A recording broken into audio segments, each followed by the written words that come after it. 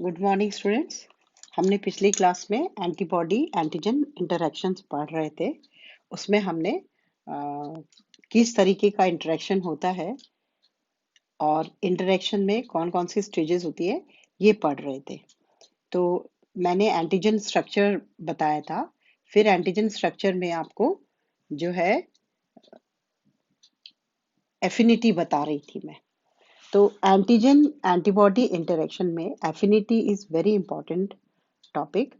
और इसके अंदर हम एफिनिटी मीन्स होता है strength of the reaction between a single antigenic determinant.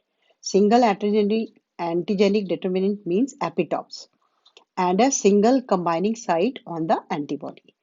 तो एक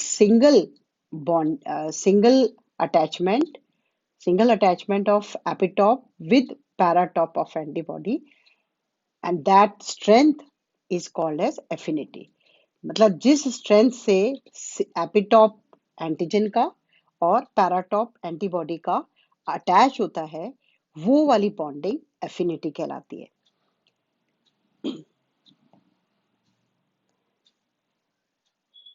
It is the strength of reaction between single epitope and single paratop in an antibody। जैसा कि आप इस डायग्राम में देख रहे हैं, ये देखिए इसमें this is antibody and this is antigen, this is antigen and this is antibody. तो इसमें इसका जो पैराटॉप है और एंटीजन का एपिटॉप है, ये जो अटैचमेंट होता है ये जिस स्ट्रेंथ से अटैच होता है ये एफिनिटी कहलाता है। और इसके अंदर आपको मैंने बताया ही था कि van der Waals interaction, non covalent bonding, ionic bonding.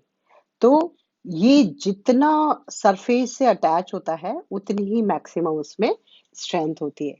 जैसे कि इस नेक्स्ट डायग्राम में देखिए कि this is an epitope, this is an epitope, this is an epitope, है ना, epitope of antigen and this is paratope. तो ये जो अटैच हो रहा है जैसे कि इसमें देख रहे हैं, तो इसमें पूरा सरफेस जो है अटैच हो रहा है।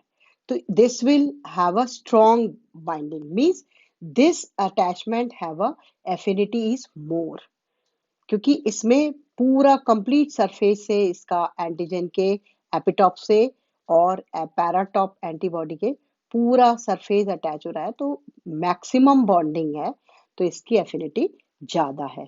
और जैसे इसमें दिख रहा है, तो इसमें जो एपिटॉप है वो पूरी तरीके से इसमें अटैच नहीं हुआ है, तो थोड़ी सी सरफेस इससे अनकम्बाइंड है, तो ये वीक बाइंडिंग है। तो means this bonding have a less affinity and this have a more affinity. After affinity, there comes in interaction is avidity. Avidity, it is the total strength with which an antibody molecule bind to antigenic determinant or epitopes. जैसा इसमें first है, इसमें दो ही epitope है, sorry दो ही paratope है। इसके अंदर मतलब कि इसके अंदर all the antigen binding site forming bond with epitopes are taken into account। मतलब कि एंटीजन के जितने भी एपिटॉप एंटीबॉडी से अटैच होते हैं वो पूरी स्ट्रेंथ कहलाती है एविडिटी। तो जैसे इसमें टू एंटीजन अटैच हो सकते हैं, इसमें 1 2 3 4, तो इट इज ए टेट्रामर। और इसमें 1 2 3 4 5 6, तो this is 10 binding site pentamer.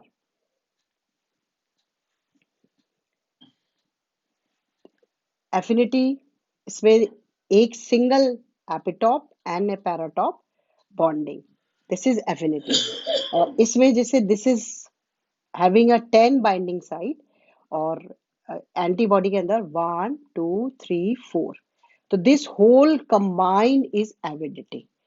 1 2 3 4, तो ऐसे 4 इसमें जो है पैराटॉप एपिटॉप से अटैच हैं, तो ये कंबाइंड जो combined all 4 attachment, that is called avidity. अब आता है इसमें cross reactivity, affinity, avidity and then cross reactivity. इसके अंदर एंटीबॉडी जो है, दो सिमिलर तरीके के एपिटॉप्स डिफरेंट एंटीजेंस के अंदर अटैच होता है, तो ये कहलाता है क्रॉस। जैसे ये भी सेम एंटीजन है, सॉरी सेम एंटीबॉडी है, and this is also same antibody, but this attaches to two different epitope or similar epitopes on different antigens. This is called as a cross reactivity. Affinity, single binding, antibody and antigen single binding. Here it is double binding, and this is whole 1, 2, 3, 4, 5, 6. So this have a more avidity. If we compare all these three, affinity refers to the strength of single antibody antigen interaction. Avidity refers to the strength of all interaction combined. सारे combined जितने भी epitope और paratop attach है, that is called avidity. And in cross reactivity, it is the ability of an antibody. ये दोनों antibody हैं, same antibody, and it attaches to the similar epitopes. मतलब कि इसमें सिमिलर एपिटॉप्स हैं लेकिन डिफरेंट एंटीजेंस में है, तो this is called as a cross reactivity. This is all about the structures, how the antibody interact with antigen. Now comes these interactions.